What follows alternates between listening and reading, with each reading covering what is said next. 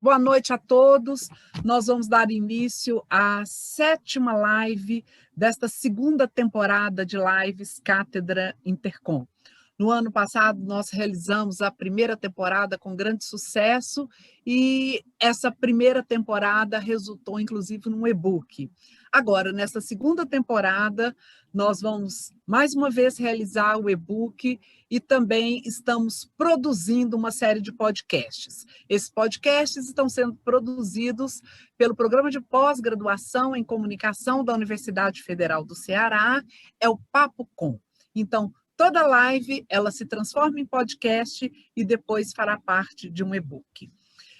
É em nome da Cátedra Intercom, que organiza essas lives, a professora Sônia Jacone, diretora de projetos da Intercom, o professor Rodrigo Gabriotti, diretor adjunto de projetos da Intercom, e em meu nome, professora Nair Prata, eu sou diretora científica da Intercom, e em nome de toda a diretoria executiva da Intercom, em nome do professor Giovandro Ferreira, que é o presidente da Intercom, nós abrimos mais esse encontro. Agradeço a generosidade do grupo de pesquisa Estéticas, Políticas do Corpo e Gêneros da Intercom, que se propôs a organizar essa live. É um dos grupos mais jovens da Intercom.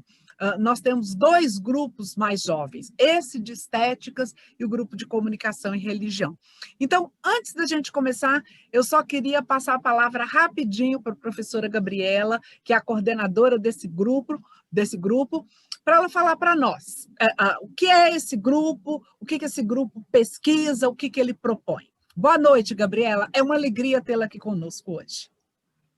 Boa noite, Nair. Boa noite a todos que estão aqui acompanhando. Eu queria agradecer a Intercom pela organização da segunda temporada das lives da Cátedra. Também agradecer a Tamires Coelho, Jamer Mello e Ellen Barbosa por terem aceitado o nosso convite.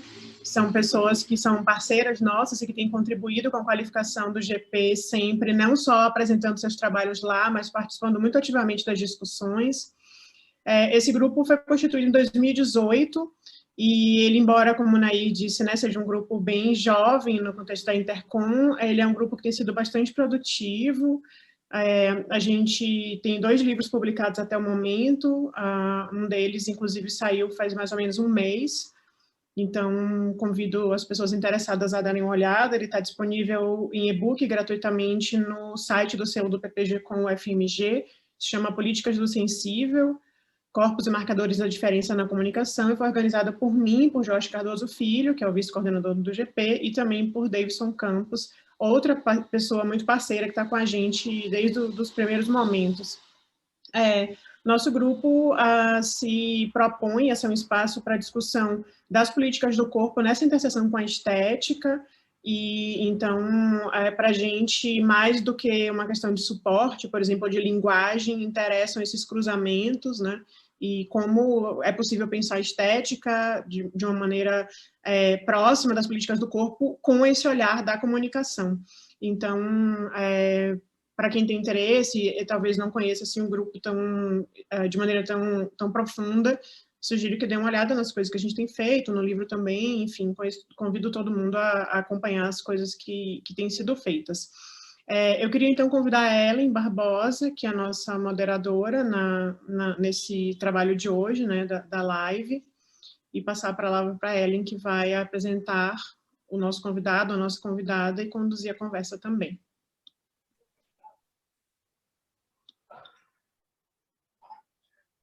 Olá, boa noite a todas as pessoas que nos acompanham. Começar agradecendo, né, o convite da professora Gabriela, do professor Jorge, para mediar essa conversa com um tema assim, que tão instigante, né, em meio a esse contexto de tantos lutos, né, essa pandemia que tem acentuado especialmente o genocídio contra pessoas negras, povos indígenas, e a proposta da gente discutir perspectivas de imaginação política em tempos de esgotamento e melancolia. De fato um momento de pensar sobre o sonho, né, em sua dimensão mais profunda, como aponta Ailton Krenak, como esse caminho de reaprender a vida. E para isso eu tenho a alegria também de convidar para falar sobre esse tema, eu vou apresentar rapidamente, é o professor Jamer Melo, que é docente no programa de pós-graduação em comunicação da Universidade Anhembi Morumbi, onde desenvolve pesquisas sobre as dimensões micropolíticas do documentário contemporâneo.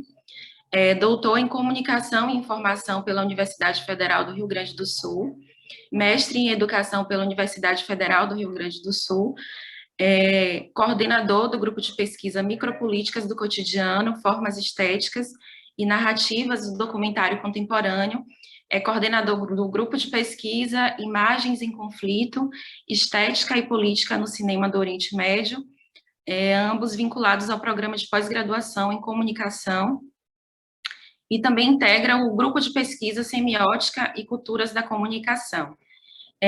Também iremos conversar com a professora Tamires Coelho, eu vou apresentar ambos, depois eles terão 20, 25 minutos para falar e a gente vai poder abrir para perguntas e para um diálogo, certo?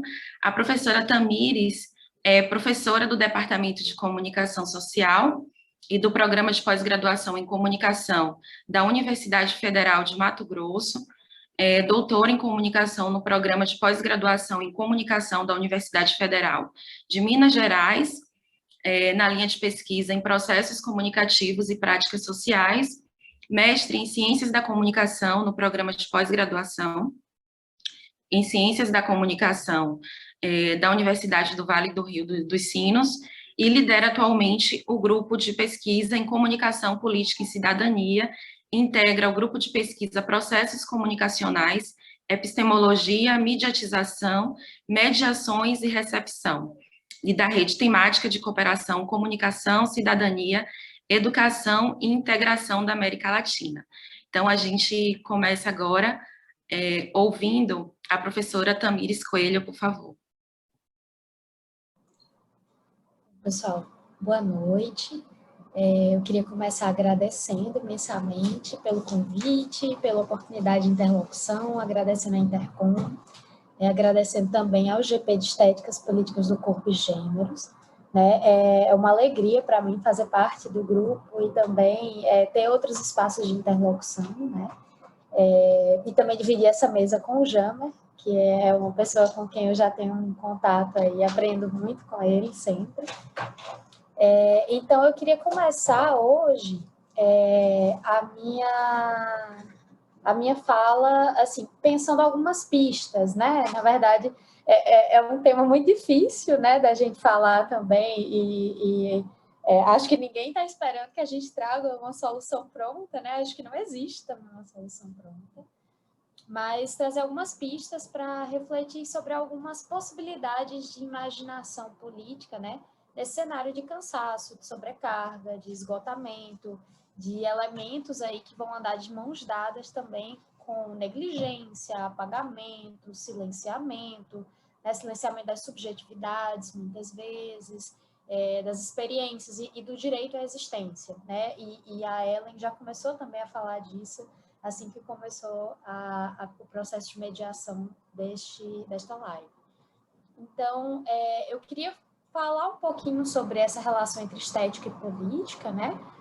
Partindo inicialmente aí do luto e da melancolia, mas eu já trabalhei um pouco mais com o luto, então, tentando pensar um pouquinho nessa experiência do luto, o que a gente pode aprender com ela também, passando pelas vulnerabilidades, por um olhar que vai focar aí nos afetos, inclusive metodologicamente, e desembocar um pouco aí na potência da autodefinição, né, que é um conceito que a professora Patrícia Hill Collins vai trazer, para a gente pensar em enfrentamentos de imagens de controle e a necessidade de escuta, né.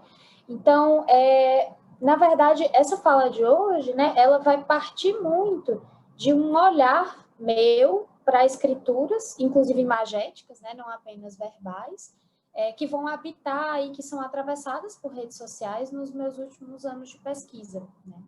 Então, para começar a falar um pouquinho sobre essa questão do luto e da melancolia, me parece que em algum momento eles vão se aproximar e eles vão se afastar, né? Então, a gente está num contexto em que os dois vão ganhar protagonismo, né? Isso é uma coisa que eu acho que está um pouco clara. mas ambos vão falar, assim, quando eles se aproximam, de um posicionamento discursivo do sujeito que vai estar atrelado a uma perda, né? Mas a gente tem processos de subjetivação distintos, né? De um lado, a gente vai ter um ritual de passagem decorrente de uma perda, uma consciência da perda, uma rememoração, uma ressignificação simbólica de quem se perdeu, né? E a melancolia me parece, e o Jamer provavelmente vai falar melhor do que eu sobre ela, né? Vai envolver mais uma dimensão trágica da perda no sentido de uma renúncia de algo, alguém, com que se havia uma identificação, e alguns autores da psicanálise vão falar até mesmo narcísica, né? De forma a poder gerar uma existência vazia, digamos assim, para alguns autores como o Wertzmann. Mas eu queria, na verdade, pensar... A gente está numa perspectiva em que o luto e a melancolia, né, como eu coloquei, eles estão em protagonismo, mas eu queria pensar um pouco algumas coisas que a gente pode aprender e que a gente pode refletir, na verdade, com o luto também, né? A Judith Butler, ela vai considerar o luto no processo de subjetivação, né? E a potência dela, à medida que a vulnerabilidade evidenciada no luto nos faz olhar de uma forma diferente para as violências, para as injustiças, nos ajuda a humanizar em alguma medida, pode auxiliar também aí um processo de a gente se enxergar como parte de um coletivo também, né? Então, eu estou partindo aqui também de uma concepção em que a gente não pode compreender esses processos de subjetivação, essa autonomia dos sujeitos, como uma coisa eminentemente individual, né? Ser exigente demais, às vezes, é uma coisa que eu tento ter um pouco de cuidado, às vezes, com o conceito exigente mais de autonomia, e que quando a gente para e olha para o contexto brasileiro, ninguém consegue ser autônomo se a gente precisar daquilo tudo, né? Por quê? Porque muitas vezes é um conceito que ele é, em alguma medida, até chegar a ser meritocrático, porque ele vai desvincular essa potência de autonomia das vulnerabilidades, né? Então, na minha percepção, a gente tem uma imaginação política aí que vai partir de sujeitos que entendem suas possibilidades de autonomia articuladas às vulnerabilidades, que vão se ver como parte de algo maior tanto para pensar movimentos de transformação, quanto para pensar também a capacidade de sujeição, de opressão, a partir dessas estruturas que nos cercam. E aí tem a autora, né, tem uma autora que é a Vina Das, que ela vai falar um pouco dessa vulnerabilidade com uma dimensão política, que vai requerer aí que a gente pense o corpo, as formas de aparição na esfera política, né, uma forma também aí, digamos assim, de aproximação, aliás, uma aproximação entre as formas, né, usuais de enunciação em processos políticos, a expressão de sofrimento, sobretudo morais, mas também de desejos, necessidades. Então, considerar a vulnerabilidade articulada à tomada da palavra, da reverberação das vozes, é assegurar uma conversação, ao mesmo tempo uma conservação na dimensão humana, né? Então, na comunicação sobre a própria experiência, a gente não pode deixar de pensar nessa dimensão da experiência. E aí a gente tem recorrentemente, e eu tenho tentado analisar um pouco também, algumas tentativas de cristalização das subjetividades, muitas vezes em processos comunicativos, né? Os meios de comunicação, a gente vê bastante isso, e eu tento sempre estar tensionando de forma que a gente não possa restringir os sujeitos às opressões, às impossibilidades, à marginalização, mas também para a Vina Das, por outro lado, né, não dá para a gente estar restrito a um devir autonômico, revolucionário, né, porque ele é inviável no contexto de precariedade, e a gente está no contexto de precariedade, né? Então, considerar as vulnerabilidades como parte do processo de imaginação política seria abrir margem a disputas de narrativas, desestabilização de verdades, né, tentando, inclusive, construir um outro cotidiano, né? E aí, tanto a Vina Das quanto a Shaline Randeria, elas vão ajudar a gente a entender um pouco essa relação entre expressão e ação, né? Traços do que e como é dito, associando precariedade e a ideia de forma de vida, né? E aí eu penso que, inspirado por elas, a gente consegue enxergar e reconstruir esses traços para tornar os mundos mais habitáveis, tanto na esperança dos mundos possíveis em constante reconstrução, né? A gente vai ter o professor Galino Cáceres também trazendo aí essas ideias de mundo possível, mas também pensando os momentos de indignação e desespero como potentes, né? Então, a gente pode perceber aí também essas relações assimétricas de poder, forças de dominação, que não vão anular a ação política, mesmo que os discursos hegemônicos queiram nos levar a essa interpretação com frequência, né? Então, a imaginação política, ela também pode emergir do luto, né? Do senso de comunidade que o luto pode despertar, escancarando a interdependência como uma característica nossa, né? A gente precisa de interdependência, a gente vive na interdependência, e os processos comunicativos, eles vão envolver enunciados, fabulações que vão permear pessoas, afetos, acontecimentos, imagens, né? Podem tornar sensível e acessível pelos sentidos também. E essa é uma provocação que o Didi Uberman vai nos fazer, né? Nos tornarmos sensíveis a algo da história que nos escapava e agora está nos olhando diretamente, nos envolve e nos ameaça, né?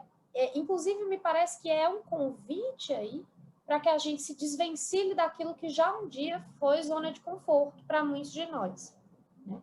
Então, tanto Rancière quanto Didi Uberman, eles vão falar das potências das imagens, de tornar sensível, né, dialeticamente, digamos assim, a vida e a sobrevivência das pessoas, dos povos. Ao mesmo tempo, elas podem silenciar, violentar, revitimizar, né? Inclusive, é um desafio a gente narrar a vida, os processos de fabulação da vida em um contexto de morte, né? Então, isso é um desafio, é uma dificuldade muito grande, porque como é que a gente vai fabular, pensar modos de vida vivíveis, né? Em um contexto em que todas as estruturas parecem colaborar com a morte, com a dor, com a naturalização do desumano, né? E aí eu fico fiquei pensando que talvez um elemento importante seja a gente pensar a comunicação e a potência política dos afetos, né? Então, essa imaginação política articulada às vulnerabilidades nos leva a pensar que a gente consegue elaborar horizontes possíveis atrelados às nossas experiências. Política e estética se encontram, então, nesses afetos, e aí eu não estou pensando nos afetos como sentimentos, emoções boas e tal, mas na potência de ser afetado, de afetar outras pessoas também, né? Me parece que não existe aí política, resistência, mundos, futuros possíveis sem afetação, no fim das contas, né? E aí a gente vai ter algumas perspectivas para pensar a comunicação e a pesquisa também, a partir dos afetos, e o professor Jean-Luc Morisot, ele vai trazer uma proposta nesse sentido, né? E os afetos aí pensados, aí constituídos no processo de investigação científica, nos processos comunicativos, vão nos expor a um devir, né? Vão nos forçar a pensar, a criar, agir de forma diferente, né? E o Jean-Luc Morisot e o Carlos Mendonça, né? Eles vão ressaltar esse poder da experiência estética, aí abre aspas, e sua capacidade de nos afetar, para transformar o âmago de nossa subjetividade, para conduzir na direção da aventura de alguma coisa desconhecida, inesperada, para fazer a gente ficar em movimento, né? Para colocar-nos em movimento, nos fazer reagir. Então, eu fico pensando o papel e a centralidade aí dos afetos pode nos conduzir a uma relação íntima entre política e afetos, que é algo que Massumi vai colocar também já há algum tempo, e trazer a importância não só do exercício da empatia, mas do reconhecimento de privilégios, de desigualdades cada vez mais evidentes, mergulhar nas experiências para que a gente possa compreender em vez de explicar, que é uma coisa que o Luiz Mauro Martins, a Angela Marx, tem trabalhado também, de alguma forma. E esses afetos, eles ajudam a desestabilizar representações, redefinir papéis, quando a gente começa a pensar biopolítica, subjetividades, imaginação coletiva, né? Então, eu fico pensando em algo, assim, fiquei pensando muito, assim, muito provocada pelo tema do painel, né? Que esses afetos, eles são tão relacionais quanto os processos comunicativos, no fim das contas, né? E eles nos descentralizam, eles reposicionam a gente em uma configuração maior da qual a gente faz parte, né? Podem reterritorializar, transformar, imaginar, fazer imaginar, né? Falar de afeto é falar de contaminação pela experiência. Uma contaminação onde não cabe distanciamento e imunização. Mas, diferentemente do vírus, o afeto nos oferece a oportunidade de vislumbrar a vida, formas de vida vivíveis, renunciando à morte banalizada e à contemplação violenta e estigmatizante das vidas, dos corpos, visíveis e invisíveis, penetráveis e opacos, que é o que o Foucault também já nos provocava um pouco sobre isso. E aí eu fiquei pensando assim, quem tem direito à voz, né? Voz todo mundo tem, mas quem tem direito a ela formalmente nas estruturas? Quem tem direito à humanidade, à vida, inclusive imaginar uma sobrevida, né? No contexto em que a gente está hoje. As imagens, pensando, né, nas imagens midiáticas, né, elas podem aproximar, mas também separar. A política nos vai fazer emergir diversidades, diferenças. O espaço político vai ser uma rede de intervalos, esse estar entre, essa relação, né? A Hannah Arendt e Gilberman vão nos provocar nesse sentido. Mas a gente fica pensando também que, olha, aparecer diante do outro pode gerar uma humanização, reciprocidade, empatia, mas também pode gerar uma incomunicabilidade. E aí, essas imagens de controle, que eu também tenho tentado refletir um pouco sobre elas, é um conceito da Patrícia Hill Collins, que tem sido trabalhado pela Winnie Bueno, aqui no Brasil também, vão se referir a rótulos colocados em pessoas negras, racializadas, né, que vão desumanizar, perpetuar padrões de violência, naturalizar essa desumanização. Essas imagens, elas não surgem agora, né? Elas circulam há séculos. Elas insistem em querer definir grupos sociais, afastando eles da realidade, da sua realidade, né? Nós, comunicadores, continuamos ajudando a fazê-las circular. E é confortável para as estruturas dominantes usar essas imagens para justificar opressões, para retirar a responsabilidade de responder pela violência, pela exploração econômica, né? Que vai levar a um status quo da branquitude, né? No fim das contas, os tempos de esgotamento e melancolia são fruto de um cenário estruturado pelo capitalismo e pela branquitude, por uma lógica que beneficia poucos e vai operar necropoliticamente, fazendo uma referência aí ao Bembe, né? E aí a Patrícia Hill Collins, ela vai dizer, olha, a única forma de escapar do controle estabelecido pela branquitude nesse âmbito dessas imagens, né, dessas representações, seria aí a autodefinição. E ela vai trabalhar com a autodefinição das mulheres negras, né? De não se deixar aprisionar nos estereótipos, nessas imagens de controle. E ela vai falar de uma autodefinição que envolve, para mulheres negras, para outros grupos marginalizados também, desafiar de forma consciente os processos de validação do conhecimento político, né? Insistir em autodefinições, em elaborações próprias, valida o poder dessas mulheres negras enquanto humanos, seres humanos, né? E aí a Grada Quilomba, ela vai nos lembrar que uma sociedade, abre aspas, né, uma sociedade que vive da negação ou até mesmo na glorificação da história colonial, não permite que novas linguagens sejam criadas, nem permite que seja a responsabilização e não a moral a criar novas configurações de poder e conhecimento, né? E aí eu fiquei pensando, seria possível pensar a imaginação política sem desmontar essas estruturas de poder, sem criar outras linguagens, outras escritas? Será que tem potência política e futuros possíveis para o contexto em que a gente vive hoje, se a gente não questionar, deslocar, né, a legitimação de experiências, saberes, afetos, conhecimentos? Não me parece que haja saída que não seja pelo fim do silêncio imposto a essas pessoas desumanizadas.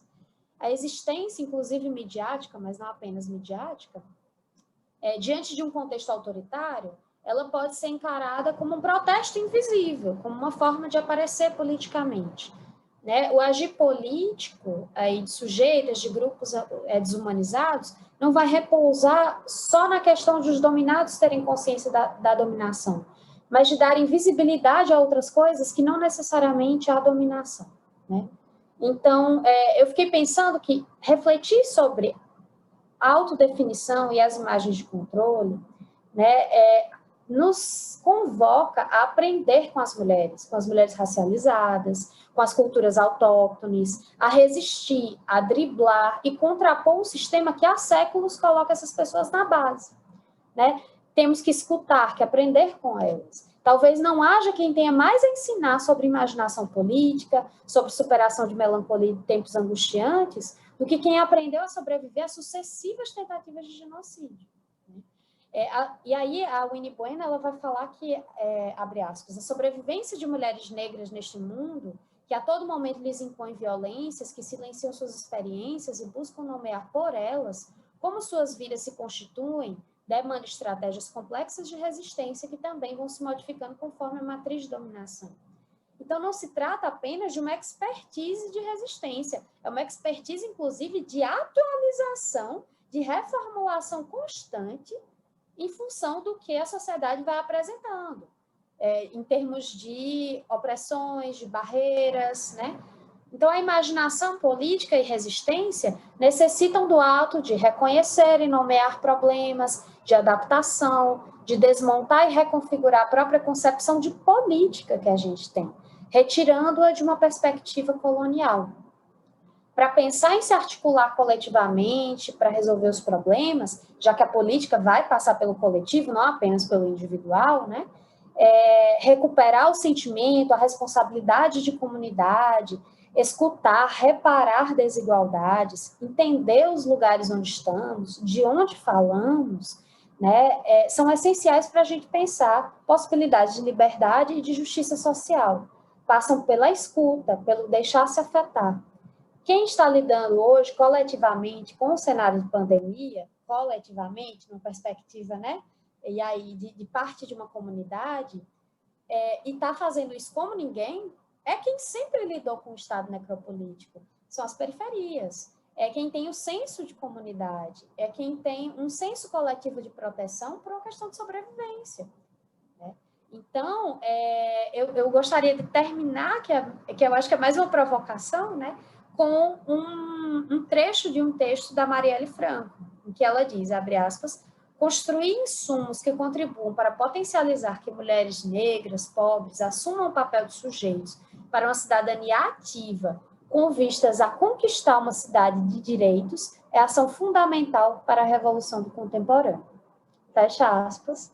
E eu gostaria de finalizar e ficarei à disposição para perguntas. Obrigada. Obrigada, professora Tamires. Muitas provocações aí. Quem já tiver com perguntas, né, questões, pode começar a colocar aí no chat. E a gente vai passar a palavra agora para o professor Jamer, por favor. Ok. Todo mundo me ouve? Está tudo certo? Estão me ouvindo? Beleza. Gente, eu queria primeiro agradecer, né, em primeira mão ao Jorge e à Gabriela pelo convite e pelo evento ser organizado pelo GP de Estéticas, mas também a Ellen e a Tamires por dividir aqui a mesa comigo, duas pessoas muito queridas e que a gente se encontra, evidentemente, nesse GP, ou seja, nada melhor do que a gente estar aqui hoje juntos. A Tamires comentou, né, a gente teve um breve encontro em Porto Alegre e que ele se estende nos encontros da Intercom. E queria também agradecer a própria Intercom, né, pelo espaço e pelo segundo ano dessa série de lives, e a possibilidade de estar aqui discutindo alguns temas, e como já foi comentado, né, um tema bastante importante e também particular, né, do momento que a gente está vivendo. Então, a minha fala, na verdade, eu trouxe um texto, eu vou ler um pouco o texto, vou tentar não ser muito chato, né, na leitura, mas eu fiz um texto já justamente pensando na fala, e esse texto ele vai ter algumas conexões com a fala da Tamires, né, principalmente na relação das estruturas de poder, né, que ela comentou, com novas linguagens. Eu vou falar um pouco sobre essa ideia de uma perspectiva da linguagem. e a partir de um rompimento com um certo status quo da política e do Estado na relação com a sociedade, a possibilidade de futuros possíveis, né, de invenção de futuros possíveis a partir da imaginação política. Então, o debate sobre a política, mas sobretudo sobre a ética e a estética, atualmente, ele acaba nos forçando, de certa forma, a discutir o avanço do capitalismo e também as transformações das tecnologias digitais e da globalização, ou seja, questões econômicas e geopolítica, a partir de um prisma, muitas vezes, catastrófico e apocalíptico, né? O fim das utopias pós-maio de 68, o fim da história com a queda do Muro de Berlim, por exemplo, o fim da democracia com os atentados de 11 de setembro, entre outras situações que sempre se projeta aos fins do futuro, né? No entanto, a gente vive hoje um profundo desencantamento de grande sofrimento social e coletivo que produz uma espécie de paralisia na ação do campo político e democrático. É possível identificar um sentimento coletivo de incapacidade de reação frente ao poder e ao Estado, de um modo geral, no Brasil e no mundo atualmente. Muitos dizem, inclusive, que o capitalismo ameaça seriamente o ideal democrático. Ou seja, as estruturas constituídas pelo capitalismo conseguem bloquear de forma contínua e permanente uma imaginação e um pensamento da radicalidade política que até há pouco tempo era extremamente necessária para manter sempre em movimento a vida em sociedade. Seria possível, talvez, pensar essa paralisia, esse bloqueio, na esteira de Judith Butler, no texto A Vida Psíquica do Poder, quando ela se apropria do conceito freudiano de melancolia para instaurar a ideia de que o Estado, sobretudo o Estado neoliberal, em que a gente vive, em última instância, não age no tecido social através de coerções físicas, mas age basicamente produzindo melancolia em termos coletivos. Então, se o sujeito melancólico, né, ou melhor, a constituição desse sujeito melancólico, segundo Freud, passa por sua inserção no meio social a partir da sua relação com um objeto perdido, um objeto de perda, então seria possível pensar no corpo político das sociedades atuais também a partir da sua relação patológica de perda de um determinado vínculo político com o Estado. O melancolia é historicamente caracterizado por uma forma patológica de paralisia, de impossibilidade de agir. Então a gente poderia se perguntar por que existem momentos em que a reação política de cunho popular, ou a ação política, né, ou a reação de cunho popular, nas democracias atuais parece entrar em bloqueio ou em paralisia. Em suma, a ideia aqui é pensar de que forma os sujeitos da ação nas sociedades não se projetam como objetos de valor político na constituição desse corpo social. De fato, o Estado neoliberal faz com que os sujeitos internalizem um conjunto de regras, normas e leis, como se estas fossem expressões da nossa própria vontade. O dimensionamento da vida ordinária, a intensificação das jornadas de trabalho, as constantes reduções salariais, ações muito comuns no capitalismo tardio, só podem se sustentar a partir de uma paralisia reiterada da imaginação política dos sujeitos. Os filósofos franceses Gilles Deleuze e Félix Guattari têm uma afirmação curiosa sobre esse processo. Para eles, a linguagem é antes uma questão de política do que de linguística. Félix Guattari vai explicitar uma diferenciação no que ele chamou de macropolítica, que seriam as estratégias do Estado, né, as estratégias próprias do Estado e da estrutura econômica, e as micropolíticas, que seriam responsáveis pelos processos de subjetivação e por devires minoritários, que muito bem foi explicitado pela Tamires na sua fala. Uma vez que a política é, em sua essência, uma prática discursiva, estaríamos, então, frente a uma questão de linguagem, a gente poderia pensar. O filósofo brasileiro Vladimir Safatli, por exemplo, afirma que esse bloqueio se deve exatamente porque há uma nova linguagem que deveria emergir e, no entanto, não emerge, pois a linguagem não aparece como motor de transformação política, assim como queriam Deleuze e Guattari.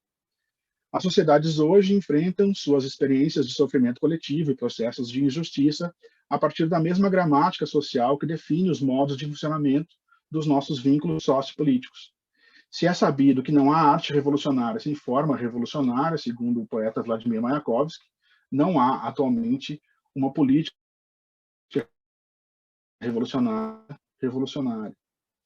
E com isso eu quero dizer que para romper esse bloqueio, essa paralisia, essa patologia melancólica que a gente vive, sobretudo em relação dos sujeitos sem ação política com o Estado, é preciso fazer circular enunciados gramaticalmente impossíveis e que possam constituir enunciadores emergentes. É preciso, portanto, imaginar uma série de possibilidades de novos enunciados destituídos de legitimidade discursiva, né? Ou seja, é preciso imaginar novas formas e novos sujeitos de fala em meio ao esgotamento das possibilidades e em meio à paralisia melancólica provocada pelo poder do Estado. Para o filósofo francês Cornelius Castoriadis, uma das faculdades políticas mais importantes do ser humano é a imaginação. A teoria da imaginação, ou o que ele chama de imaginação radical, é o que diferencia o humano dos outros animais, a tal ponto que os seres humanos não vão ser definidos inicialmente por serem racionais, mas por serem providos de imaginação. A imaginação está, portanto, na essência daquilo que é o humano: a vida em sociedade, as religiões, as normas políticas, normas morais, a filosofia, as instituições, a cultura e as artes. Assim como para Deleuze e Guattari, e também para Safatli, Castoriadis afirma que a linguagem é parte integrante da filosofia radical da política. Em sua obra, o filósofo francês buscou distinguir a sociedade e o Estado a partir de uma autonomia relativa da sociedade, ou seja, uma capacidade de criar processos de emancipação que se dão a partir de ações instituintes. Essa é uma chave muito interessante na obra do Castoriadis, porque as noções de imaginário e imaginação, historicamente, definidas a partir de uma correlação de oposição ao real, vão ganhar com ele atributos contrários à ideia de irrealidade. Em uma concepção bastante simples de imaginação, para Castoriadis, é possível compreendê-la como produto de uma capacidade dos indivíduos de se autorrepresentarem e se representarem coletivamente em uma realidade concreta. Então, sociedades são autorreguladoras de si próprias. Com isso, o autor busca compreender tanto o funcionamento da existência do psiquismo humano, quanto o modo de ser próprio do sujeito social e histórico, portanto, sujeito político. A imaginação ou imaginário, para Castoriadis, conforme outros autores também, pode ser definida como uma capacidade inesgotável de criação de sentido e significações para o mundo e para a presença do homem no mundo. A imaginação é mais do que uma mera função de operação imaginativa dos indivíduos e também é mais do que a simples adjetivação do que é inexistente ou fantasioso. Então, a sociedade, para ter uma emancipação, ela precisa passar por processos de auto-instituição, processos de autocriação. É necessário se auto-instituir enquanto sociedade, criando suas próprias dinâmicas de emancipação e autoformação. Ao criar suas próprias instituições, a sociedade não corresponde à estrutura institucional do Estado, porque essas estruturas e essas instituições são representacionais. Aquilo que a gente constitui na política com uma política de representação, uma política representativa. Isso acontece na estrutura do Estado e não exatamente na estrutura da sociedade. São os aparatos de Estado. O processo de autocriação de uma sociedade está relacionado com a prática de imaginação, com a capacidade de imaginar por si mesma formas instituídas de constituir-se como comunidade política. É uma espécie de pensamento anti-aristotélico, uma vez que, para Castoriadis, a imaginação de distintas formas de emancipar a sociedade é um processo central da atuação política, a capacidade de imaginar e inventar futuros políticos. O cineasta alemão Alexander Kluge dizia, na realidade, que a invenção do cinema só foi possível porque existe uma capacidade humana de imaginação, ou seja, a capacidade de produzir possíveis imaginários. O cinema seria uma resposta prática e uma resposta tecnológica a algo que o ser humano necessita, que é fixar o fluxo de imagens que já existem em sua cabeça, desde que o ser humano tenha a capacidade de pensar e imaginar, ou de formular ideias abstratas e projeções dos seus desejos a respeito de como viver e enfrentar seus desafios de uma maneira plena numa sociedade autodeterminada e autorregulada. Ou seja, esse cineasta, Alexander Kluge, tem uma ideia bastante particular do que é o cinema, que poderia ser considerado um absurdo nos termos da teoria do cinema, mas que é muito interessante e muito impactante. O cinema é uma resposta tecnológica a algo que já existe antes do cinema, ou seja, é pré-cinematográfico, que é o fluxo das imagens na nossa imaginação. E o que temos buscado a cada momento histórico, com a fotografia e com o cinema, são as ferramentas para poder fixar esse fluxo de imagens, que nada mais é que um acervo comum, pois é evidente que se trata de um fluxo de imagens coletivo, um fluxo de imagens compartilhado.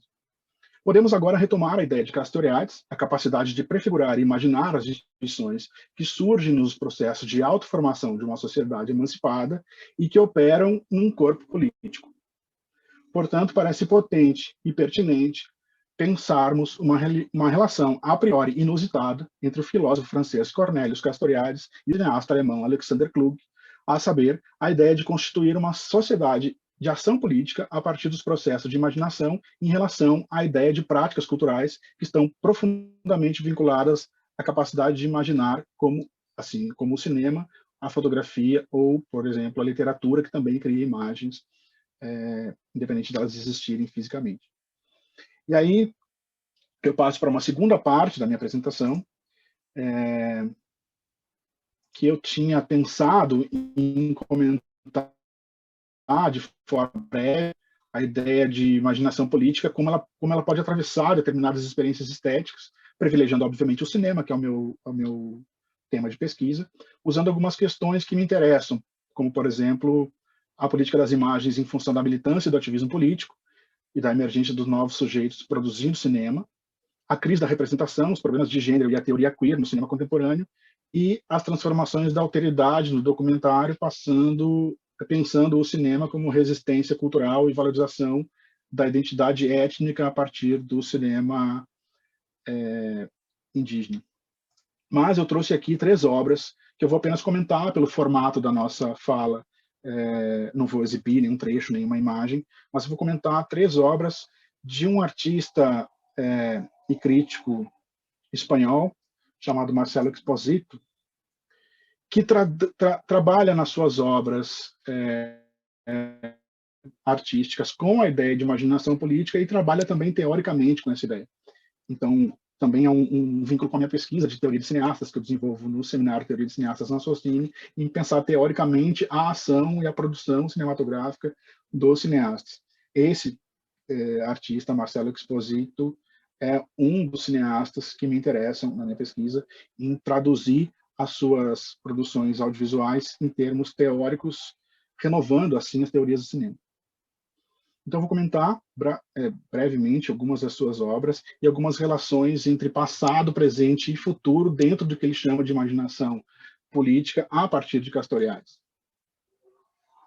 Então, a série Sinfonias de Cidades Globalizadas, que é uma série de obras que ele produziu, inspira-se nos modelos cinematográficos históricos de Walter Hutman, que fez Berlim, Sinfonia de uma Metrópole, em 1927, e Dziga Vertov, com O Homem com a Câmera, em Moscou, em 1929, mas também na literatura de Alfred Dublin, em Berlim, com Berlim Alexanderplatz, James Joyce, com Ulisses, em Dublin, e John dos Passos, em Nova York, com o romance Manhattan Transfer.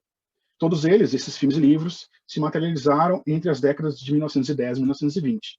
As novas sinfonias de Expósito estão focadas na transformação das cidades portuárias afetadas pelo declínio do modo de produção industrial na globalização contemporânea. 2 filmes foram realizados, a Sinfonia de Valparaíso, no Chile, e a Sinfonia de Bilbao, na Espanha. Uma terceira, no Rio de Janeiro, não chegou a ser produzida. O interessante aqui é o vínculo com essas obras de 1910 e 1920, que pensavam, na sua época, as transformações das cidades e os dos centros urbanos, e o crescimento a partir da industrialização, da modernidade, e aqui ele faz um caminho inverso. Ele tenta mostrar 2 cidades portuárias que sofrem por uma degradação em função desses portos e das transformações econômicas que essas cidades acabam atravessando. Sinfonia da Cidade Globalizada, número 1, Valparaíso, de 2010. Tem como referência um filme feito por George Ivens sobre Valparaíso, chamado A Valparaíso, de 1963, e explorou o estado de resistência social e popular às políticas destrutivas da privatização a partir da memória e dos modos de vida locais da cidade portuária chilena. Quem conhece Valparaíso sabe que ela tem um porto central e toda a cidade é na encosta desse porto. A memória dos movimentos devastados pela ditadura, a transformação da subjetividade dos trabalhadores, o desaparecimento do Porto Boêmio, a violência da especulação imobiliária, a agressividade do planejamento tecnocrático contra a cidade autoconstruída, o imaginário empresarial povoado por shoppings e as técnicas de governo cidadão a serviço do turismo são os problemas apresentados e discutidos nesta obra. Contra a imagem difundida do Chile como um país de sucesso sobre o neoliberalismo que a ditadura promoveu e a democracia reafirmou, Sinfonia de uma Cidade Globalizada, número 1, Valparaíso, buscou dialogar com ativistas profissionais grupos e organizações que criticam a gestão administrativa do espaço público, a privatização do espaço público, a privatização dos bens comuns e a submissão do sistema financeiro global. Significativamente, em 2011, um ano após a obra, explodiu o movimento estudantil chileno, em cujo clima de assembleias e ocupações universitárias, esse vídeo foi distribuído e exibido em inúmeras ocasiões, promovendo debates. Então, teve uma ação posterior ao filme, em que o filme serviu como motor de discussão política a partir das manifestações posteriores à obra. Posteriormente, surgiu a nova onda feminista e, em 2019, a revolta popular, que juntas culminaram no processo constituinte chileno, atualmente em curso. Um processo social e político que ultrapassa a Constituição pinochetista em vigor na época em que se realizava essa Sinfonia de Valparaíso. A segunda obra, Sinfonia da Cidade Globalizada número 2, Bilbao, é de 2012. Em 1995, Marcelo Expósito realizou um longa-metragem na cidade de Bilbao intitulado Outubro do Norte, Nordeste Temporal, uma sinfonia urbana que, ao contrário dos filmes históricos de Walter Ruttmann sobre Berlim ou de Ziegler Vertov sobre Moscou, como eu comentei anteriormente, não retratava a metrópole emergente, mas o processo de desmantelamento de uma das principais regiões mineiras e industriais europeias. 17 anos depois, o artista volta a Bilbao para atualizar essa obra, realizando Sinfonia da Cidade Globalizada número 2, Bilbao, com uma obra de 5 partes, de quase 5 horas de duração, que revê o estado das mesmas questões. É o liberalismo e a reconversão da economia e dos meios na era da precarização pós-fordista e da flexibilidade do trabalho, o significado urbano da construção do Museu Guggenheim ou a necessidade de recuperar a memória apagada ou distorcida dos movimentos operários e os movimentos e os modos de vida populares da cidade, que são grandes problemas centrais de Bilbao. E aí, por fim, uma terceira obra, que chama Não Reconciliados, Ninguém Sabe o que Pode um Corpo, que é um título inspirado, não só o título, mas a obra inspirada num filme de 1965, de Daniel Rouillet e Jean-Marie Stroop, chamado Os Não Reconciliados, e tem um subtítulo muito interessante, inclusive, para essa discussão de hoje, que chama Os Não Reconciliados ou Só a Violência Ajuda Onde a Violência Reina, que é um pouco dessa ideia de uma imaginação política também como única força possível num ambiente melancólico. Então, essa obra começou como um projeto que queria discutir a forma como alguns grupos de ativistas constituíam uma singular, no contexto específico da Argentina, na ligação entre a arte e a política. Mas não se pode dizer exatamente do que se trata o filme. Pode-se dizer que passa por vários momentos e modos pelos quais, na Argentina, ferramentas herdadas das utopias da arte moderna e de vanguarda são atualizadas e postas a serviço da reconstrução do vínculo social, da resistência civil e da reivindicação de justiça e de uma memória ativa que mantenha vivos o desejo e as políticas da mudança radical, no caminho desejado por Walter Benjamin, resgatar o que se quer fazer esquecer para que os ilumine como lampejos, como um clarão, em um momento de crise, quando um novo perigo se aproxima. O vídeo está organizado em 5 atos, assumindo uma estrutura que reproduz a peça Hamlet Machine, do alemão Rainer Miller, obra adaptada a uma cena teatral argentina com um grande alvoroço por um grupo de teatro chamado El Periférico de Objetos, na segunda metade da década de 90. Observa o clássico da cidade de Buenos Aires, o clássico centro da cidade de Buenos Aires, das alturas do majestoso Hotel Bauen, que é uma emblemática empresa sem patrão, recuperada por seus trabalhadores em 2002, após o colapso neoliberal argentino, ou um dos colapsos, dos vários colapsos neoliberais argentinos. Discute como a modernidade truncada da arte concreta argentina dos anos 40 e utiliza um dos exemplos mais surpreendentes da socialização participativa das ferramentas criativas para uma produção coletiva de imagens na estrutura dos protestos sociais argentinos, que é a visibilidade do silhuetazo das madres e abuelas da Praça de Maio, realizado na Praça de Maio, com várias silhuetas pintadas no chão, simbolizando os mortos da ditadura. A obra pergunta se é possível que a monumentalização e certa oficialização da memória dos desaparecidos da ditadura constituam um novo espaço de conflito que se prolonga de outra forma, tanto na Argentina quanto em outros lugares, e não fecha o que lutavam as represálias. Essa obra termina, por isso, meditando sobre o Parque da Memória de Buenos Aires. Em última análise, e aí encerro a minha fala aqui, o filme quer mostrar que todas essas questões, a Argentina há décadas, formas de memória e justiça exemplares para a situação atual de outros lugares. Acima de tudo, daqueles lugares onde o poder fantasmático de uma velha ditadura sangrenta continua a nos impedir de exercer justiça suficiente e amparada por uma memória inconciliável, ou seja, por um Estado que produz nada mais do que melancolia e esgotamento, com um corpo social totalmente paralisado. É isso. Obrigado. Obrigada, Jamer. Temos 3 comentários aqui do professor Jorge. Eu vou ler e vou endossar também mais uma questão, pode ser? Enquanto chegam outros comentários. Jorge coloca, muito interessante, Tamires, em um contexto de catástrofe generalizada, de fim de um mundo, as estruturas de agenciamento narrativo parecem não ser suficientes para exprimir a experiência. Restam as imagens, apesar de tudo. Jamer, é possível pensar algumas das atuais práticas políticas, como Trump e Bolsonaro, como máquinas de produção de melancolia e destruição de imaginários, além de promover genocídios, promovem também epistemicídios programáticos. Inclusive, a falta de políticas públicas de cultura são efetivas para que essa máquina funcione.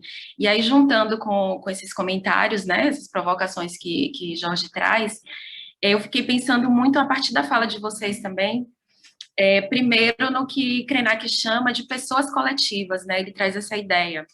Eu acho que está muito forte isso na fala de vocês, né, esse individual, mesmo quando se trata de autonomia, ele está sempre nessa coletividade, e aí ele vai dizer o que é o fim do mundo para ele, né? O fim do mundo seria, talvez, uma interrupção de um estado de prazer extasiante que a gente não quer perder. Parece que todos os artifícios que foram buscados pelos nossos ancestrais e por nós tem a ver com essa sensação.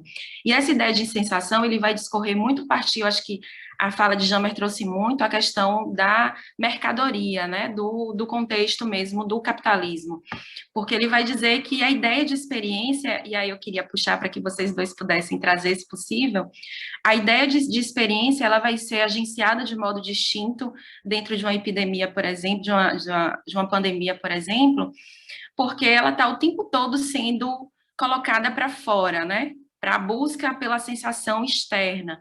E como é que isso é mobilizado a partir do momento que esse deslocamento para fora, né? Literalmente, esse deslocamento fora de casa, fora, isso é inviabilizado. Então, ele chama atenção para essa perda de sentido desse deslocamento e como é que essas experiências das pessoas, elas estão sendo ressignificadas, né?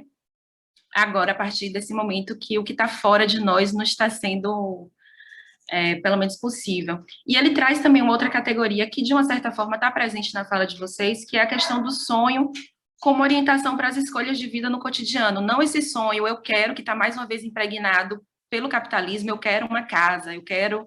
Ele vai dizer, não, vamos repensar o sonho como essa categoria ampla do sonho em si como experiência, né? Eu acho que, de uma certa forma, está muito atravessado também essas questões no que vocês trazem. Acho que, por enquanto, é isso. Vou deixar vocês falarem, e aí, quando as pessoas forem também comentando, aí a gente vai trazendo aí.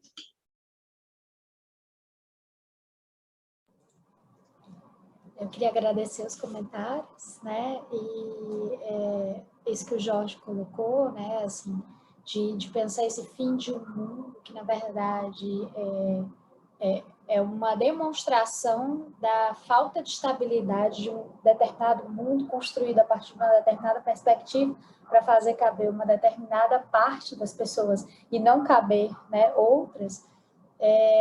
ele vai evidenciar uma série de precariedades, né, como eu estava colocando, e por mais que, no fim das contas, restem as imagens, apesar de tudo, esse apesar de tudo vai falar também das precariedades presentes nas próprias imagens, nesses registros, processo de circulação desses registros, esse processo de memória, rememoração. E a questão da experiência, ela é muito cara para vários desses autores, se não para todos os que eu trouxe, né, para conversar aqui hoje. Quando a gente pensa essa perspectiva da afetação, a gente está pensando o protagonismo da experiência, a gente está pensando uma perspectiva de olhar com olhos atentos para a experiência, não só para a sua, para experiências outras, mas também pensar no processo de compreensão dessas experiências e nas limitações que existem aí também, nos acionamentos, agenciamentos que existem aí no meio do caminho. E fico pensando, assim, né, nesse contexto em que a gente está, o Krenak, ele é muito emblemático, assim, para a gente pensar a questão da nossa relação com a ancestralidade, para a gente pensar a materialização de um fim de mundo que já estava sendo previsto há muito tempo por outras comunidades, por povos originários, né? Porque quando você se vê nessa perspectiva da pessoa coletiva, e no caso do Krenak, quando você percebe que, olha, a Terra é uma pessoa, né? A montanha é uma pessoa, o rio é uma pessoa, é o meu tio, é o meu avô, é alguém que está aqui, você tem uma dimensão aí de conexão profunda, né? E assim, eu não acho que seja uma questão também de humanizar, na nossa perspectiva de humanidade, porque é muito mais complexo que isso, na verdade, né? E isso é uma coisa importante, porque isso faz com que você consiga ter uma perspectiva holística que a sociedade capitalista não nos deixa ter, porque a gente fica olhando sempre para o imediato, e a gente sempre olha pelo ângulo também de algumas perspectivas normativas que servem para muito pouca gente. Né? Quando a gente vai pensar, por exemplo, eu estava tentando trazer a questão das formas de vida vivíveis, né? Não é qualquer forma de vida. Dá para viver com isso? Dá para a gente se sustentar quanto tempo dessa forma? Dá para a gente ter o mínimo de qualidade? E o que é qualidade de vida? Qualidade de vida para uma população que está sendo retirada do seu território? Mas está indo para um lugar melhor. Melhor para quem? Né? Enfim, então eu acho que essa questão do sonho como orientação, ele vai servir para a gente pensar formas de vida vivíveis, para a gente pensar uma perspectiva de justiça, mas não uma perspectiva de justiça a partir de algumas teorias clássicas que são extremamente limitadas, uma perspectiva de justiça extremamente complexa e que talvez o pensamento ocidental tenha dificuldades de aprender.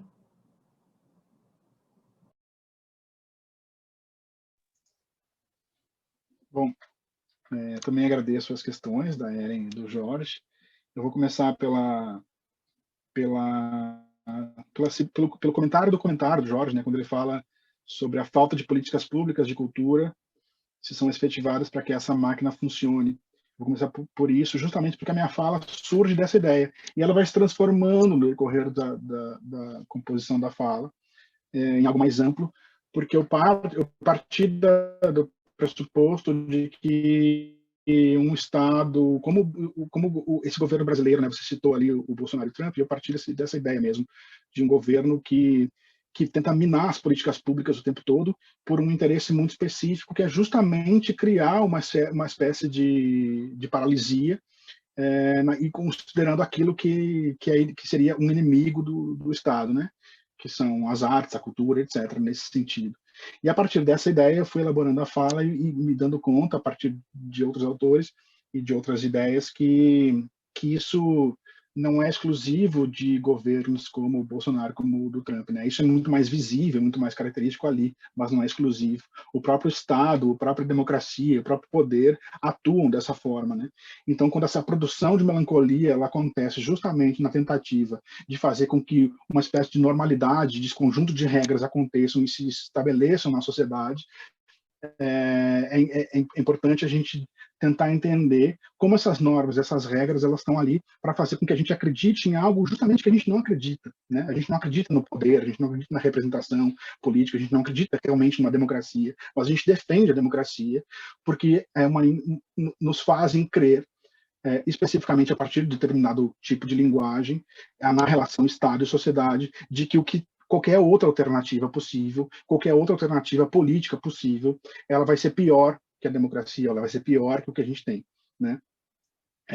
Seja lá qual for. Ou seja, rompendo ou encerrando a possibilidade de uma imaginação de novos futuros possíveis, de novas possibilidades políticas, de ação política, que a gente fica com essa ideia de pouca ação, né, coletiva.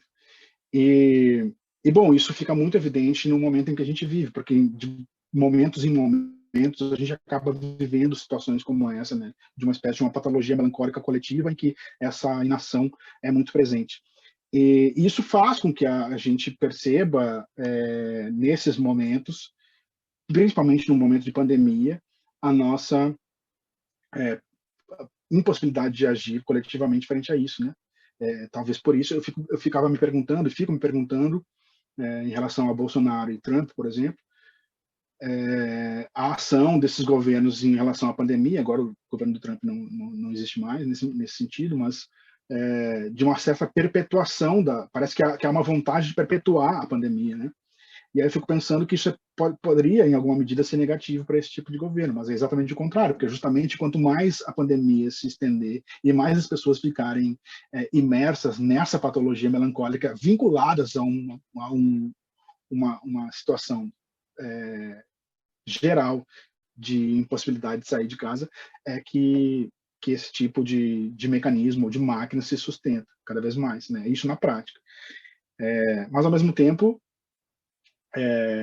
a ideia de romper com essa linguagem, romper com esses discursos, criando novas possibilidades, novos lugares de fala, novos sujeitos de fala, eu acho que é exatamente o que o Brasil vem fazendo nos últimos anos. Claro que no enfrentamento com um governo como esse, isso fica totalmente esvaziado e a luta fica muito mais árdua, né? Porque o governo vai cerceando cada vez mais, inclusive no sentido das políticas públicas.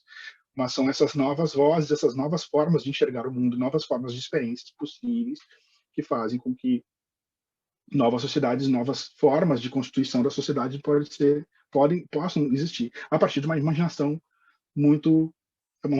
política muito evidente, né? Isso passa aí pela questão da Ellen, passa muito por uma ideia de experiência, né? A experiência política, a experiência coletiva, a experiência social, né? Que obviamente é uma experiência individual, mas é uma experiência individual no contato com outras experiências, de uma produção coletiva de múltiplas experiências que vão dar corpo a uma determinada sociedade, um determinado enfrentamento das questões de lutas sociais possíveis e essenciais que aconteçam numa comunidade sempre em movimento. E isso, eu acho, aí pensando na questão da comunicação, de uma comunicação, da estética da comunicação, eu tinha falado, né, que a minha ideia anterior era trazer elementos muito mais vinculados diretamente a esse tipo de rompimento de linguagem, justamente com novos sujeitos de fala do cinema, por exemplo, a partir do cinema militante, que é muito forte hoje no Brasil, com vários cineastas produzindo em função desses movimentos, principalmente o movimento sem teto, do cinema queer, né, que cria novas possibilidades de afeto e de produção de afeto a partir do cinema, de formas totalmente um rompimento com outras formas já estabelecidas. E o cinema indígena, que aí também produz outros tipos de relação com experiência de vida em coletivo ou vida individual, né? Inclusive de cineastas que não são indígenas, né? Não só o cinema produzido por indígenas, que é especificamente produzido nesse sentido. Mas recentemente eu tive a oportunidade de assistir os filmes e debater com a cineasta Maya Darin, que fez 2 filmes com a temática indígena de formas bastante específicas, uma ficção e um documentário. E eu acho que ali se dá uma ideia do sonho, uma ideia da relação do indígena com o mundo, que é totalmente distinta daquela que a gente está acostumado a ver. E isso faz de um filme, né, no caso esses dois filmes, experiências muito importantes do ponto de vista do rompimento da linguagem, como a gente entende o mundo, né? A ideia dos dois filmes é uma ideia de fronteira, de índios que vivem numa situação de fronteira. E o primeiro é um documentário chamado Terras, de 2009, numa fronteira tríplice na Amazônia, entre Peru, Colômbia e Brasil, e ela entrevista vários indígenas que vivem por ali e eles não entendem exatamente o que é aquela fronteira, porque para eles aquela fronteira não faz nenhum sentido, né? Não tem uma significação nenhuma, é uma significação absurda ter uma fronteira numa floresta em que eles não podem visitar um parente de outra tribo. E, inclusive, no filme tem uma situação em que um desses indígenas vai passar por uma aduana e perguntam se ele é brasileiro, colombiano ou peruano, e ele diz que ele é da etnia dele, e aí ele inclusive sofre violência física por responder isso, e não responder se ele é brasileiro, e não tem documento, então não deixam ele passar para ele visitar a outra tribo. E então tem esse tipo de produção narrativa com uma linguagem que se aproxima muito mais de uma experiência de vida indígena. Eu acho que é muito importante que o cinema produza esse tipo de relação, né? Por isso eu trouxe na minha fala a ideia do Alexander Kluge, vinculada à ideia de uma imaginação política, justamente porque quando a gente pensa na imaginação política como um conceito de ação política frente ao Estado, na relação sociedade-Estado, o cinema produz isso com as próprias imagens, né? E produz isso narrativamente a partir do vínculo com essas experiências de imaginações possíveis que a gente tem, que o cinema é capaz de produzir numa experiência estética interessante. Gabriela colocou aqui: estou relendo A Sobrevivência dos Vagalumes, de Didi Uberman, e acabei descobrindo que outros 2 amigos também estão. Achei curioso que essa imagem do vagalume, que dribla a treva, parece nos oferecer algum conforto nesse momento, ainda que seja assustadora a atualidade da fala de Pasolini sobre o fascismo que Didi Uberman reproduz em diversas passagens do livro. Lembrei da imagem da dança viva dos vagalumes nas trevas, a que ele se refere como uma dança do desejo formando comunidade. Já é um pouco do gancho do que você terminou falando, né, Jamer? Eu não sei se esse comentário veio, eu acho que veio antes da minha fala, né? Mas se conecta muito, assim. Essa ideia de uma dança do desejo formando comunidade é um pouco do que eu quis falar do cinema produzindo narrativa a partir de uma experiência de vida que não é aquela própria, nem do cineasta, nem do espectador, mas que no fundo produz um rompimento com uma linguagem, ou seja, uma imaginação de uma linguagem impossível sobre algo que é possível a partir da imaginação, né? Então, quando isso é colocado em jogo, a experiência de fruição e experiência estética com uma obra de arte é completamente distinta. Os exemplos que eu trouxe, eles são muito mais vinculados à ideia de ação política, vinculada às manifestações políticas e lutas sociais, mas num vínculo, e as 3 obras, elas fazem vínculos com o passado e futuro, justamente porque elas remetem a outros filmes, a outras situações de lutas políticas, e renovam a possibilidade de que essas lutas se estendam e criem vetores em outros lugares que não aqueles onde as lutas são travadas, né? E eu acho que essa é uma ideia também de uma coletividade, de uma produção de ação política que é muito interessante, né? No final, quando ele diz que a obra que ele produziu na Argentina pode servir de não exemplo, né? Não é exatamente isso, mas de conexão com outros lugares em que essa paralisia ela é muito forte. Isso, o brasileiro sempre virando as costas para a América Latina, né? Sempre virado para o oceano, mirando os Estados Unidos e a Europa, acaba não percebendo exatamente esses exemplos aqui, né? Nos países latinos e como eu falei, na ideia dos indígenas nas nossas próprias fronteiras. Não sei se Tamires quer comentar, eu queria fazer uma pergunta para você, Tamires. Você quer comentar? Se quiser. Assim, eu acho que o Jamer já trouxe algumas coisas assim, que eu acho que contemplam bastante. Eu fico pensando muito também uma ponte aí possível também, essa perspectiva do Didi Uberman e na sobrevivência dos vagalumes, a perspectiva da partilha do sensível do Rancière, a gente pensar aquela perspectiva de política, polícia, e aí pensar essa irrupção que é a política nessa perspectiva, também com uma ponte possível com essa questão da autodefinição, a partir dessas imagens de controle, sair desses papéis, né, cristalizados, desses rótulos que são violentos, que limitam. E fiquei pensando muito também nessa perspectiva dessa dança do desejo, formando comunidades, e aí eu pensei, estava refletindo aqui sobre algumas coisas que o Jamer tinha colocado, né? Como essa perspectiva de constituição comunitária, ela também vai ter processos de territorialização, desterritorialização, reterritorialização, que não são possíveis de se apreender só a partir do que se convenciona como geograficamente é o território e o que para o Estado é o território. Simbolicamente é muito mais complexo que isso, né? E essa própria concepção de comunidade, essa própria concepção de territorialidade e de modo de vida, forma de vida vivível para essas pessoas, ela não vai se circunscrever ao que o Estado coloca na letra da lei, digamos assim, né? O que vai estar ali formalizado. Deixa eu só juntar aí com o que você falou. Eu fiquei pensando desde o início do que você trouxe, né, sobre autorrepresentação, a questão das escrituras. Eu fiquei pensando muito numa observação mesmo, a partir, primeiro, num nível mais de redes sociais, né, esse desejo de permanência no passado, depois nas próprias narrativas midiáticas com relação a determinadas corporeidades, né, como ficou acirrado mesmo narrativas reiteradas de uma negação do presente, no sentido de que havia sempre eu acho que é uma negação também, de certa forma, do próprio compromisso com o que está se dando agora, né? Então, e de como as imagens vão reiterando, de certa forma, tanto no nível cotidiano, né, nas imagens que as pessoas têm colocado, né, do que já aconteceu, mas também num sentido mais amplo, que é dessas narrativas que continuam a reproduzir somente as experiências de dor, especialmente da dor das corporeidades negras, né? De como isso se acirrou muito nesse momento. Como é que você percebe isso? E eu vou trazer junto para a Jamer, o Leno Macedo perguntou, Jamer, fiquei pensando no que você comentou a respeito de inação política e melancolia. Quando Deleuze escreve sobre cinema, ele vê o cinema político moderno aliado a um cinema de evidência, em oposição ao cinema da ação.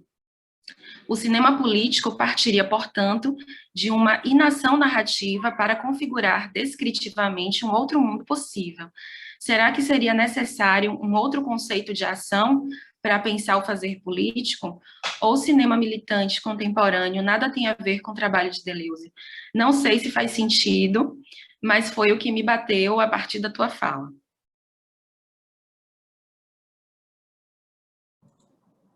Eu começo?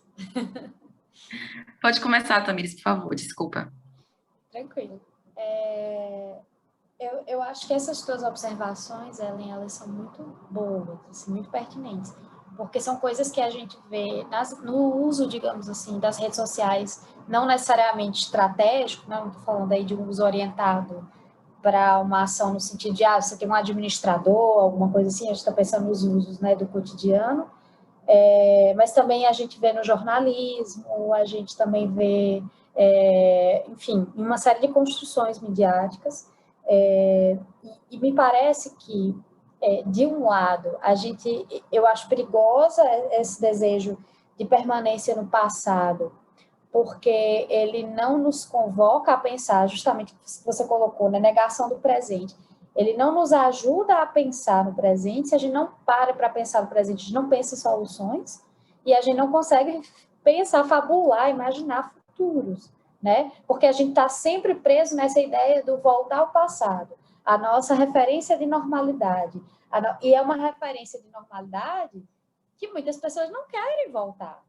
Né? Assim, esse discurso de retorno à normalidade, ele é confortável para quem tem privilégios, para quem está ali numa posição estratégica dentro da sociedade desigual. a maioria das pessoas não quer que as coisas voltem ao normal, querem que as coisas fiquem bem, o que não era o normal antes, né? Querem que haja direito a direitos básicos, quer que haja possibilidade de imaginar uma vida pela frente e de não ficar só preso na dimensão da melancolia, da angústia, do luto, né? Mas eu fico pensando muito também como essa perspectiva da reprodução da dor e da restrição, por exemplo, hoje a gente vê, tem mais pessoas, talvez a gente tenha mais aí, inclusive, no noticiário, porque agora voltou a falar de fome, de miséria, então você tem mais pessoas negras, mais pessoas indígenas ali, mas elas estão em que posição? Numa posição de objeto, não é numa posição de sujeito. Né? Você tem uma objetificação constante dessas pessoas, não há uma escuta dessas pessoas. Você continua escutando o que as autoridades dizem sobre aquelas pessoas, mesmo que, veja bem, hoje não é tão difícil você conseguir o WhatsApp de alguém da comunidade, conversar com as pessoas, e a gente tem no âmbito, por exemplo, do jornalismo, digamos assim, a gente já tinha um problema de legitimação de fontes que se restringiam às autoridades. E muitas vezes masculinas, brancas, de elite, e vem todo o combo aí, né?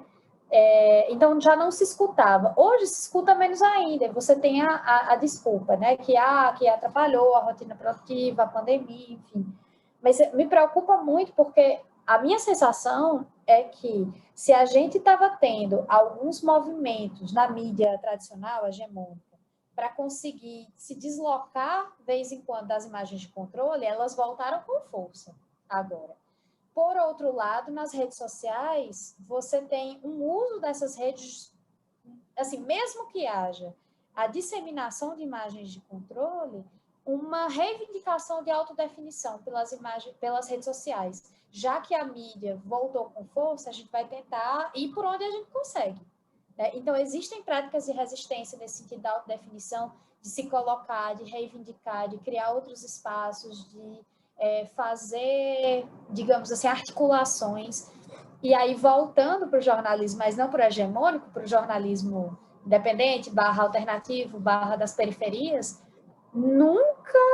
e aí, assim, eu tenho tido muito contato, a gente tem ministrado uma disciplina coletivamente chamado várias pessoas de iniciativas independentes, das periferias, alternativas para conversar, no PPG-Com da UFMT, numa disciplina sobre territorialidades, e me parece que nunca foi tão produtivo esse tipo de jornalismo. Eles nunca conseguiram chegar tão longe no sentido de dar visibilidade a uma série de problemas, de conseguir financiamentos alternativos, porque eles estão se articulando. Então, apesar de ter trazido uma série de problemas, assim, eu me inspiro muito nessas iniciativas para ter esperança, para ver, olha, a articulação é possível, fazer algo alternativo a essa perspectiva hegemônica é possível, a luta vem daí. Tamires, rapidinho, eu fiquei lembrando, inclusive, da lógica do fique em casa, no início da pandemia, como era dado um peso numa situação individualizada, como se você precisa sair, é porque você está sendo irresponsável. E aquilo me incomodava e eu levei um tempo para entender qual era o incômodo, que era justamente a dimensão de coletividade, né? Porque quando você coloca o peso nesse sujeito, né, nas pessoas individualmente, o Estado, ele se retira, né? Ele fica isento da responsabilidade de construir a possibilidade do fique em casa. E você falou das mídias alternativas, eu lembrei que, assim, uma das primeiras falas que eu vi no sentido contrário foi do Alma Preta, que foi com o celular dos moradores, né, de uma comunidade que foi gravando um pouco do que é que eles pensavam a respeito desse fique em casa, né? Então, acho que é só para corroborar também, né, com o que você está já falando. Jamer, por favor. Obrigado, Lennon, pela questão. Na verdade, é uma questão que eu já tinha me perguntado, não exatamente nesses termos, mas porque um dos braços da minha pesquisa sobre micropolíticas no documentário é justamente a ideia dos filmes do cinema militante, dos filmes em manifestações, principalmente o pessoal de Belo Horizonte e dos movimentos da luta pela moradia, né? Então, Ayano Benfica, esses cineastas que vêm produzindo filmes nessas comunidades de sem-tetos. E numa perspectiva eu nunca cheguei a fazer essa comparação ou esse estudo comparativo com o cinema político clássico, não clássico no termo clássico, né, mas lá dos anos 70, que é o que o Deleuze vai considerar como um cinema moderno, justamente na contraposição com o cinema de ação que ele chama de clássico, né? Mas muda muito a figura da representação, principalmente em função da onipresença dos aparatos midiáticos de celular e a ideia de fazer o filme na ideia de uma emergência, né? A emergência aqui no duplo sentido, tanto de emergir a imagem quanto da urgência da própria imagem. E eu acho que isso se vincularia muito mais ao final do livro Deleuze sobre cinema, quando ele fala sobre o cinema digital, né, o surgimento do cinema digital, que ainda estava engatinhando no final dos anos 80 e início dos anos 90, que é a época em que ele finaliza o livro, e justamente por essa possibilidade de um avanço tecnológico, de barateamento e custo da produção audiovisual, e a possibilidade de outras vozes emergindo e produzindo audiovisual, e aí produzindo novos tipos de narrativas audiovisuais, né? Ou até mesmo não narrativas audiovisuais. E isso faz com que a gente tenha justamente uma discussão que a gente acabou fazendo aqui, de um cinema queer, de cinema indígena, de cinema negro, de cinema periférico, né? Não gosto muito dessa palavra, mas cinema das periferias, e um cinema militante que tem uma produção totalmente distinta e um efeito totalmente distinto do cinema político que a gente conhece mais institucionalizado. E isso faz com que esse tipo de emergência que eu comentei se vincule a outras necessidades, né? Por exemplo, o último filme do Cadu Freitas, que foi lançado depois que ele faleceu, né? Porque ele fez o Na Missão com o Cadu, e o Na Missão com o Cadu já é póstumo, mas depois foi lançado em 2018 ou 2019 um outro filme que é também um filme coletivo, que é todo ele feito com as imagens dos moradores da ocupação e com os celulares das pessoas da ocupação, né? E aí tem uma distinção de urgências ali dentro que são muito interessantes, né? Cada pessoa tá tentando produzir uma narrativa sobre algum aspecto que lhe interessa muito, e é o conjunto desses interesses que vão produzir a ideia do filme, não exatamente cada uma delas. Então tem uma espécie de coletividade na individualidade de cada um, né? Na singularidade das necessidades políticas de cada um ali, que no conjunto vão construir uma ideia do que é essa ocupação numa região ali próxima a Belo Horizonte. Então, eu acho que essa ideia de ação, claro que aqui a gente está falando de uma ideia de ação política como uma questão de um corpo político que atua politicamente numa sociedade, né? E a ideia de cinema de ação, a ideia da ação no cinema, eu acho que aí está totalmente clara em Deleuze a ideia de uma ação da própria imagem, né, do próprio movimento em função da ação. Mas eu não sei se precisaria um novo conceito para pensar o fazer político. Eu acho que parte muito mais do tipo de experiência desses filmes que se desvinculam totalmente dos filmes políticos lá dos anos 70, que são os que o Deleuze discute, né? Então, eu tenho até interesse em tentar pensar melhor essa distinção, justamente porque tem essa ideia de uma emergência dessas imagens, né? Sobretudo no Brasil, a partir de 2013, né? Eu acho que ali o surgimento de mídia ninja, por exemplo, nas manifestações, nas jornadas de junho de 2013, fizeram com que essa onipresença das câmeras e em tempo real rompesse muito com o tipo de registro e narrativa que até então era produzido nesse tipo de manifestação, né? Acho que teve uma exposição recente, 2018 talvez, no Instituto Moreira Salles, aqui em São Paulo, que eles fizeram colocaram vários televisores, né, na horizontal, justamente porque os vídeos eram uma exposição com obras do Mídia Ninja, que eram imagens das manifestações de junho. Então, como o celular é filmado, né, na vertical, a televisão a gente sempre coloca na horizontal, eles colocaram os televisores dentro da sala de exposição na vertical, com os vídeos na vertical, e vídeos pixelados, com pouca qualidade, e isso não não é muito comum de acontecer em exposições em espaços culturais e museus, né? Então, também adentrando essa ideia um pouco conceitual em relação a essa urgência das manifestações, rompe totalmente com uma ideia de cinema político mais tradicional. Gente, obrigada, Tamires, Jamer, e a todas as pessoas que nos acompanharam, né, com questões e que nos assistiram.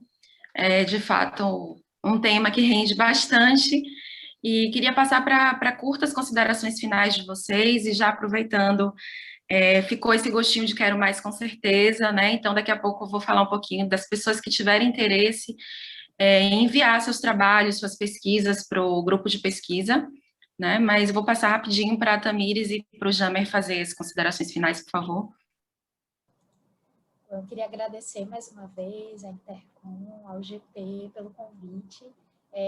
Como eu reforço, né, sempre aprendo muito aqui nesses espaços. É maravilhoso poder partilhar com vocês.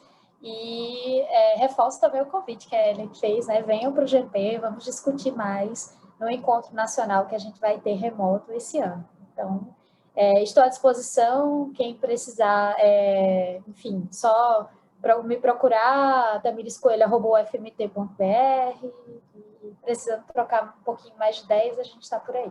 Obrigada, pessoal. Boa noite. Gente, eu queria agradecer de novo a Gabriela e o Jorge pelo convite, a Ellen e a Tamires por essa parceria aqui hoje, queria muito que se estendesse mais tempo, né? Queria agradecer também a Nair e ao Eugênio por estarem aqui representando a Intercom, a possibilidade de fazer a fala, né? E esse gostinho de quero mais que ficou no ar, acho que a Nair comentou, né? Esses textos, as duas falas vão se transformar em texto, num e-book, então fiquem atentos que o meu agradecimento é justamente em relação a isso, a possibilidade de pensar um texto que eu ainda, né, sobre um aspecto que eu ainda não tinha pensado, bastante pertinente ao momento, vinculado ao que a gente está vivendo no momento político no Brasil e no mundo, em função da pandemia e outras questões, e também reforço a ideia de quem se interessou e quem está interessado em participar do GP, né? As inscrições aí para o Intercom estão abertas, acho que a Intercom vai ser em outubro, né? Então tem um tempo aí, e enviem lá os trabalhos, que o GP é bem bacana. Obrigado de novo aí ao pessoal do GP pelo convite.